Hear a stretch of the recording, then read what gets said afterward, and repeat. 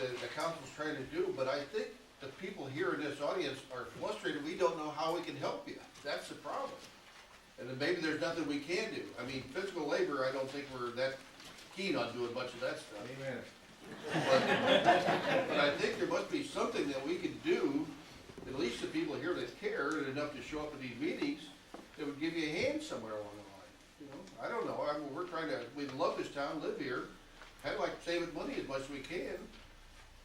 So we're open for suggestions if somebody wants to take that on. Into executive session last week, patently against the law. If you'd have read the rest of the statute, you'd have known the reasons you could go into executive session. Unemployment is not one of them. Another failure is you have people on the library board that do not live in the city. You have tried to say by passing a resolution, you've adjusted your ordinance. You can't do that. That's against the law. Nowhere in the law can you find the definition for resolution. You can't find it in Black's Law. You can find it in Webster's Dictionary. Thank you. I'd like to thank the school district for allowing us to use their building for the last several months.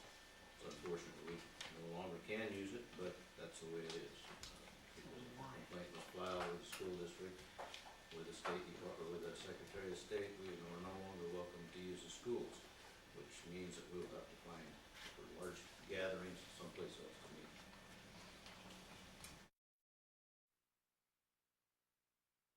Decide to hire me. I've been spending a lot of time looking at the audit situation, and I've been on the phone and email with Tiffany Couch a lot.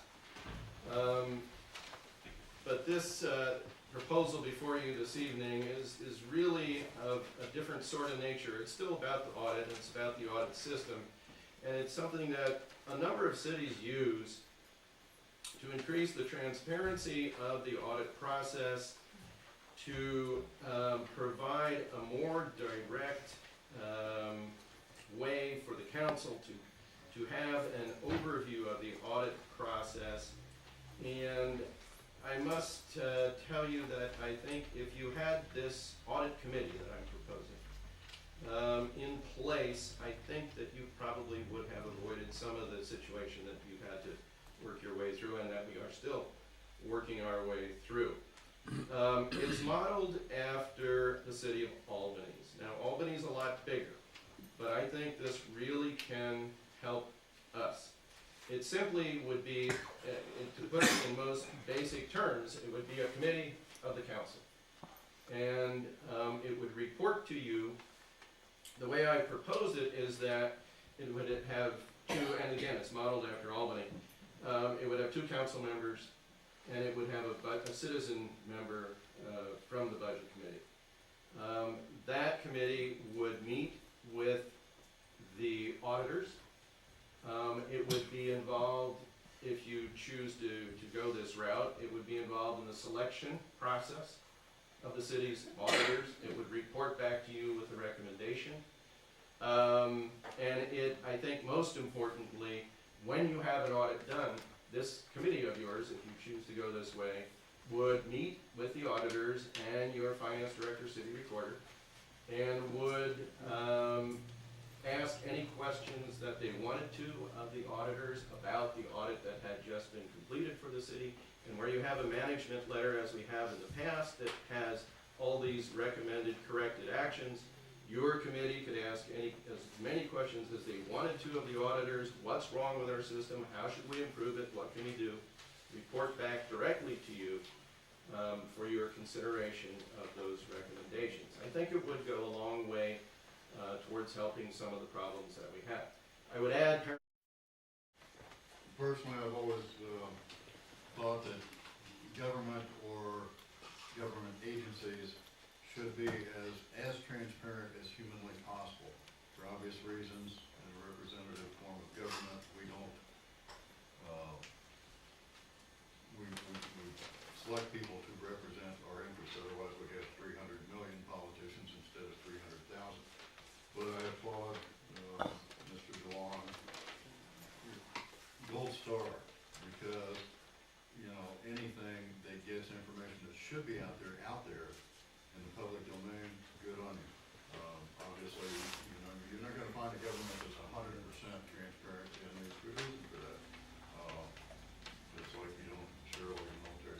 my concern, I would like to ask the question about that. How much authority does this person actually have, just like the budget committee?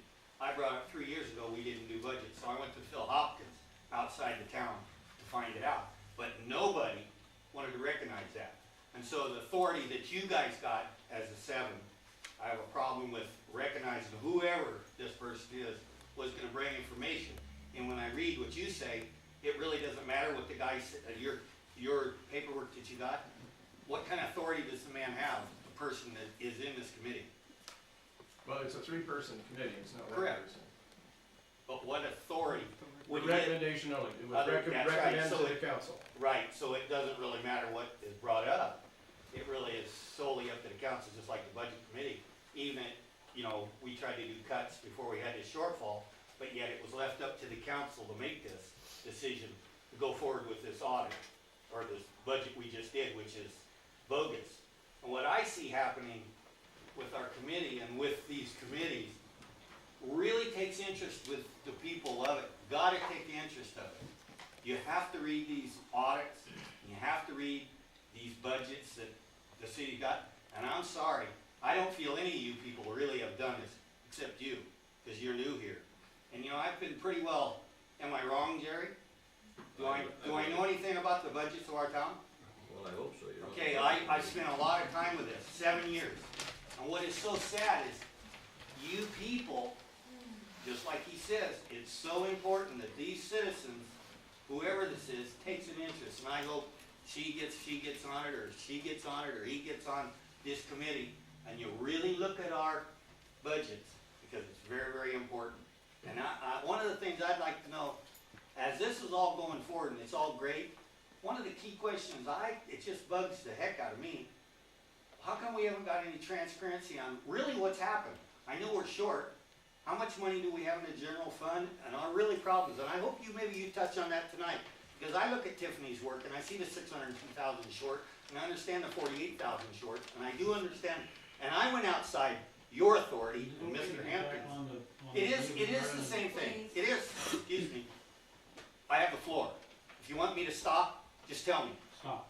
Okay, Mr. Fortune, I will. All right, last meeting, the council approved that Lane County Sheriff's Office dispatch services would be dispatching for the police department. We do 2 functions downstairs. We take 911 calls and a dispatch. Okay, so since we're not gonna have dispatchers anymore, we have to transfer our 911 responsibilities, the 911 calls, down to Eugene, which is Central Lane 911. So the difference is, when you dial 911, instead of ringing here, it will ring in Eugene.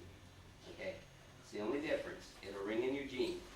Once that 911 call rings through a computer-aided dispatch system, they'll push a button, and they'll send the information to Lane County Sheriff's Office.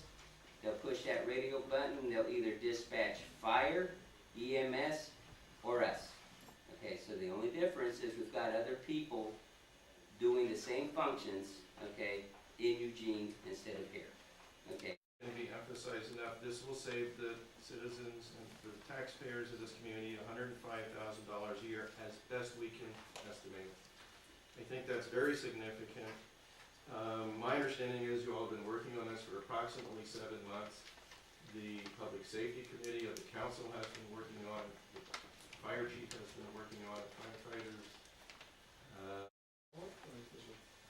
Is it trying to be permanent, what you're doing here? A audit committee. And Mr. Hadley was recognized by the mayor, I assume, to make a question or statement about the proposal of adopting this amendment for an audit committee. Mr. Hadley chose to go way off into other areas, budget committee, city council and stuff, and I felt it was inappropriate, and if nobody else was, I said stop. And as you well notice, he didn't stop. Okay. That's the reason I did it. Not as a slam on Mr. Hadley, but because I want to stick to what we're doing here tonight. If we got a motion on the floor, us council are operating under the same rules. If we stray off onto another subject, that's not germane to this motion, I'm gonna raise my hand and say, hey, Mayor, bring us back on course. That's the reason I did it. The only reason.